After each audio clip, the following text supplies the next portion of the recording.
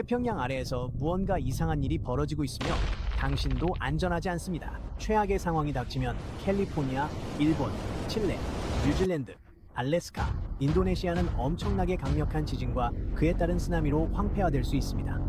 그 이유는 무엇일까요? 태평양 아래의 지반이 움직이고 있기 때문인데 비록 당신은 이 움직임을 느끼지 못할 것입니다. 많은 곳에서 그 움직임은 1년에 고작 몇 밀리미터 정도이며 이는 손톱이 자라는 속도보다도 느립니다. 하지만 지구 지각의 거대한 조각들이 서로 맞물려 움직이는 상황에서는 아주 작은 변화조차 재앙을 초래할 수 있습니다. 이 모든 것의 중심에는 끊임없이 움직이는 거대한 지각 조각인 태평양판이 있습니다. 판의 움직임은 지구상에서 가장 강력한 지진과 화산 폭발을 일으킵니다.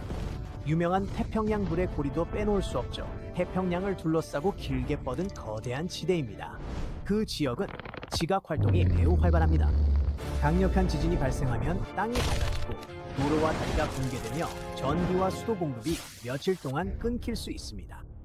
만약 지진이 바다 밑에서 발생하면 거대한 쓰나미를 일으켜 해안선 전체를 침수시킬 수도 있습니다. 그리고 본진이 끝난 후에도 강력한 여진이 며칠, 심지어 몇 주 동안 계속 땅을 흔들 수 있어 구조 작업을 훨씬 더 위험하게 만듭니다. 다행히도 이제 우리는 첨단 위성, GPS 네트워크, 해저에 설치된 센서와 같은 새로운 기술을 보유하고 있어 과학자들이 불과 몇십 년 전에는 볼 수 없었던 움직임을 추적할 수 있게 되었습니다. 그들은 여전히 지진이 언제 발생할지 정확한 날짜를 예측할 수는 없지만 마침내 지하 어디에 압력이 쌓이고 있는지 훨씬 더 잘 파악할 수 있게 되었습니다. 그리고 오랫동안 과학자들을 걱정하게 만든 한 장소가 있는데 바로 샌 안드레아스 단층입니다. 샌 안드레아스 단층은 캘리포니아를 가로질러 약 750마일, 약 1200km에 걸쳐 뻗어 있으며 태평양판과 북미판이라는 두 거대한 지각판의 경계를 따라 형성되어 있습니다. 태평양판은 북미판을 지나 북서쪽으로 천천히 이동하고 있지만 그 움직임이 항상 매끄러운 것은 아닙니다. 단층의 일부는 꾸준히 움직이며 에너지를 방출하지만 다른 부분은 마찰 때문에 꼼짝도 하지 않고 멈춰 있습니다. 그래서 판들이 움직이려 할 때 단층이 그들을 제자리에 고정해줍니다. 이 상태가 오래 지속될수록 지하에는 더 많은 압력이 쌓이게 됩니다. 마치 무거운 상자를 바닥에서 밀어내는 것과 같습니다.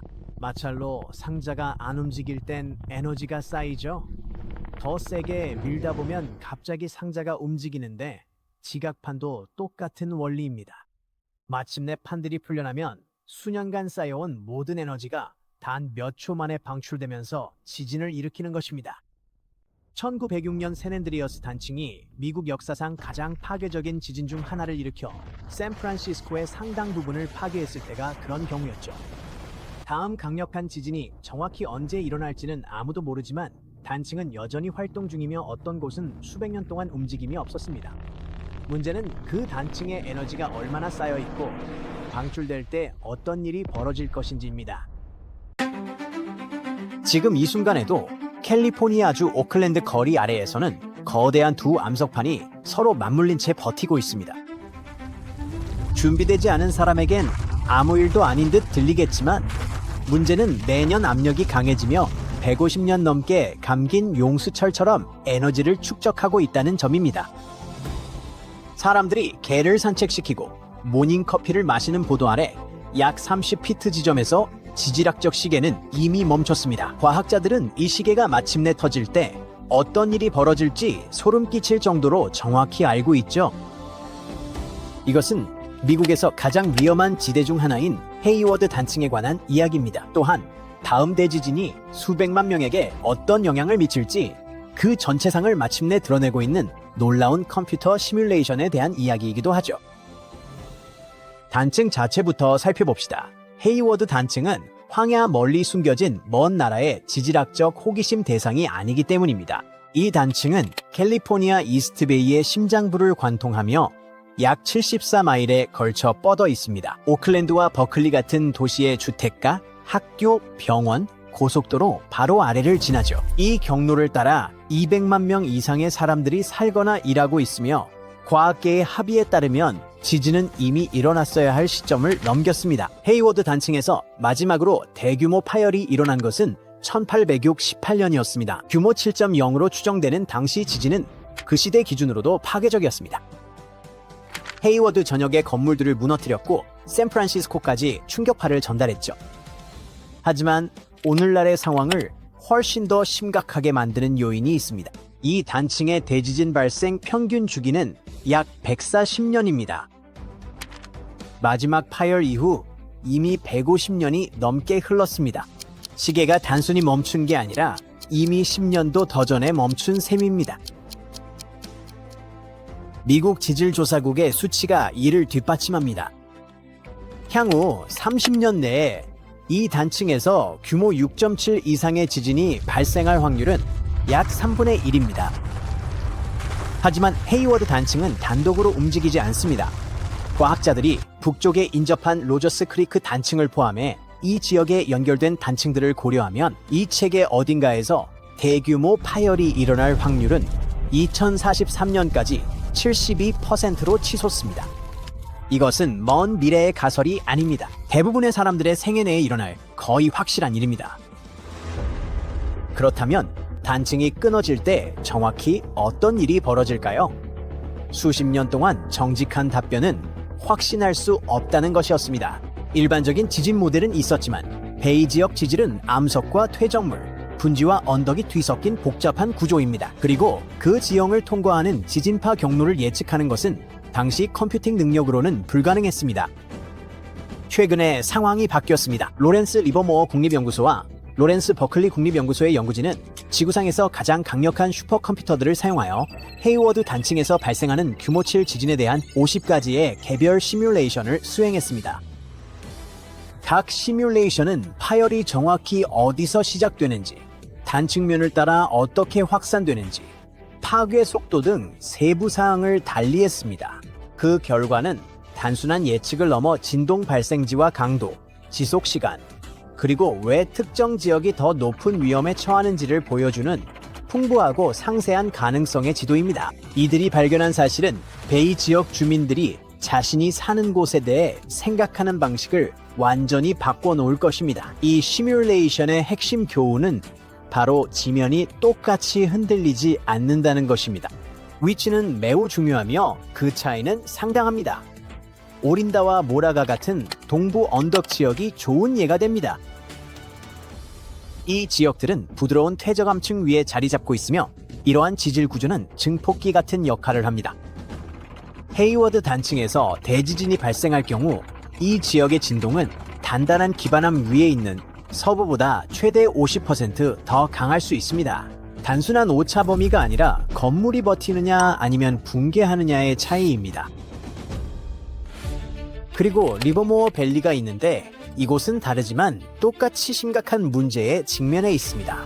이 계곡은 지질학적 분지에 위치해 있으며 지진파는 분지 내부에서 특이하게 반응합니다. 지진파는 분지벽 사이에 갇혀 빠져나가지 못하고 이리저리 튕겨다닙니다. 진동이 보통 몇 초간 지속되는 것과 달리 시뮬레이션 결과 리버모어에서는 2분 이상 지속될 수 있는 것으로 나타났습니다.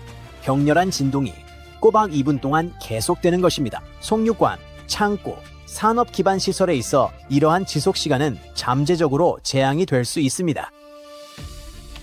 단층선 바로 위에 있는 오클랜드와 버클리의 경우 주요 위험은 과학자들이 지향성 펄스라고 부르는 현상에서 발생합니다. 단층이 파열될 때 파괴는 한꺼번에 일어나지 않습니다. 파괴는 단층을 따라 빠르게 진행되며 그 과정에서 이동하는 파원으로부터 나오는 파동처럼 응축된 에너지를 전방으로 내뿜습니다.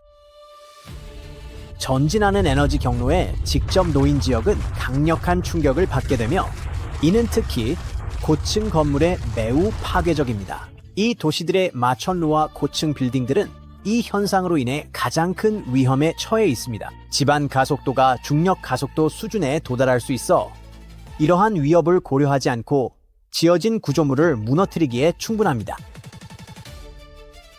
한편 단단한 프란시스칸 기반암이 깔려있는 베이 지역 서부의 상황은 눈에 띄게 다릅니다. 그곳의 집안 가속도는 최고 위험 구역보다 20에서 50% 정도 더 낮을 수 있습니다.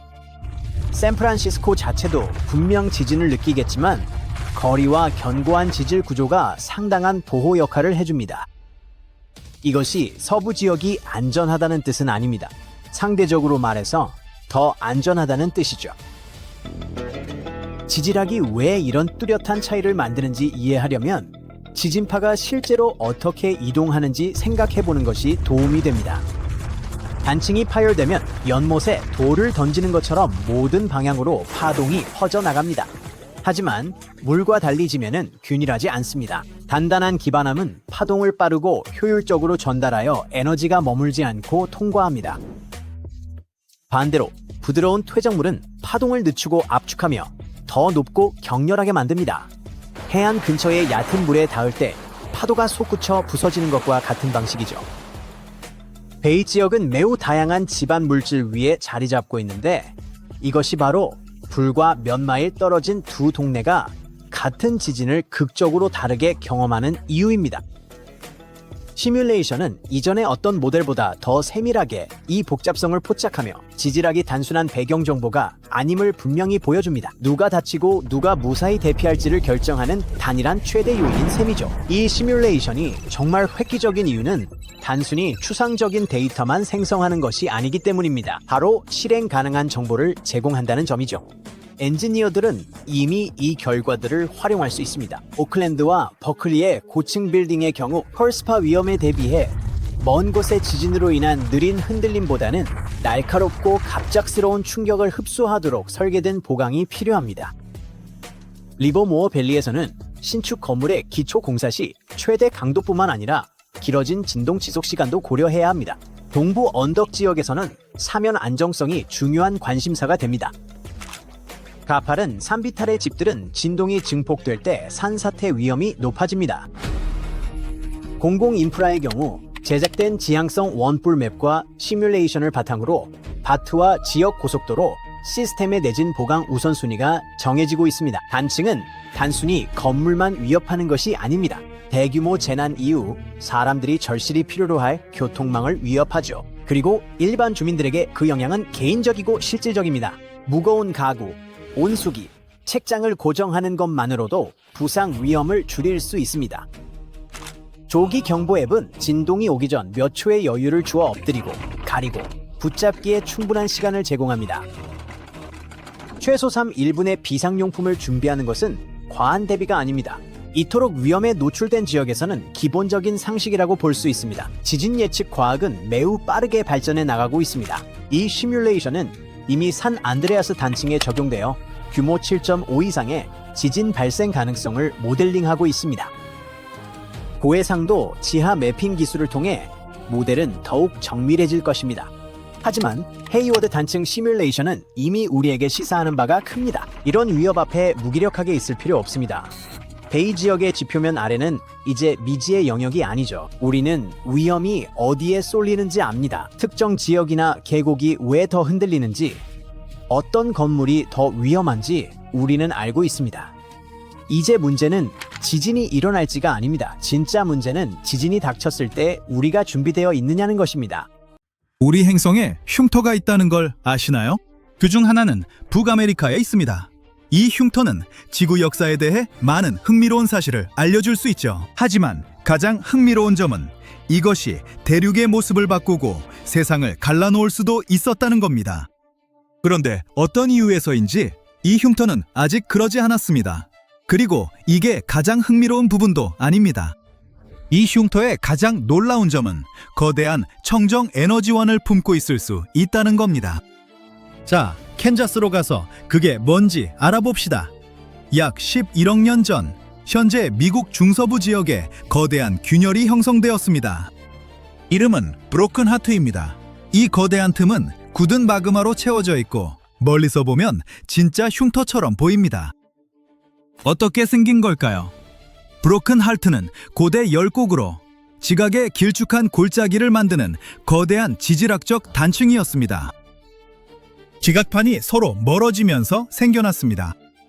마치 조각 맞추기 퍼즐이 갑자기 분리되기 시작한 것과 같습니다. 그 순간 수천 톤, 심지어 수백만 톤의 마그마가 지구 깊은 곳에서 쏟아져 나왔습니다. 그 사건은 약 10만 년 동안 지속된 진정한 종말처럼 보였습니다. 그러다 멈췄고 과학자들은 그 이유를 모릅니다. 만약 균열 과정이 더 오래 지속됐다면 북아메리카 대륙은 오늘날 다르게 생겼거나 아예 존재하지 않았을 겁니다.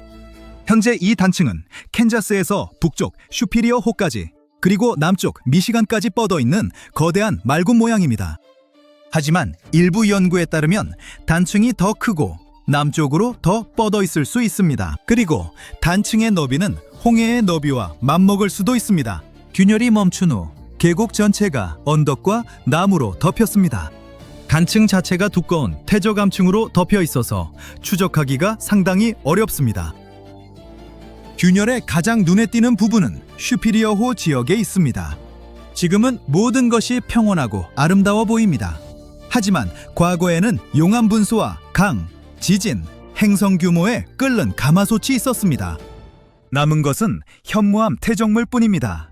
식은 용암에서 형성된 어둡고 단단한 암석이죠. 현무암이 너무 많아서 그 무게가 계곡을 지각 깊숙이 밀어넣었습니다. 분출과 균열이 멈춘 후에도 이 퇴적물의 거대한 질량 때문에 계곡은 계속 가라앉았습니다. 그 후 계곡 양쪽의 거대한 지각 부분이 수축하기 시작했고 퍼즐 조각들이 서서히 다시 맞춰지기 시작했습니다. 이로 인해 화산물질이 대규모로 위로 분출되었고 현무암과 함께 구리 광석이 계곡에 나타났습니다. 사람들은 20세기 말까지 약 8,000년 동안 이 구리를 채굴했습니다. 구리 광산은 결국 폐쇄되었지만 이제 산업이 다시 살아나는 것 같습니다. 하지만 브로큰 하트가 구리 매장량 때문에만 사람들의 관심을 끄는 건 아닙니다. 우리 문명에 더 귀중하고 유용한 무언가를 품고 있습니다. 과학자들은 이 계곡에 거대한 수소 매장량이 숨겨져 있다고 믿습니다. 이 물질은 우리가 더 깨끗하고 저렴하며 더 효율적인 에너지원으로 전환하는 데 도움이 될 수 있습니다.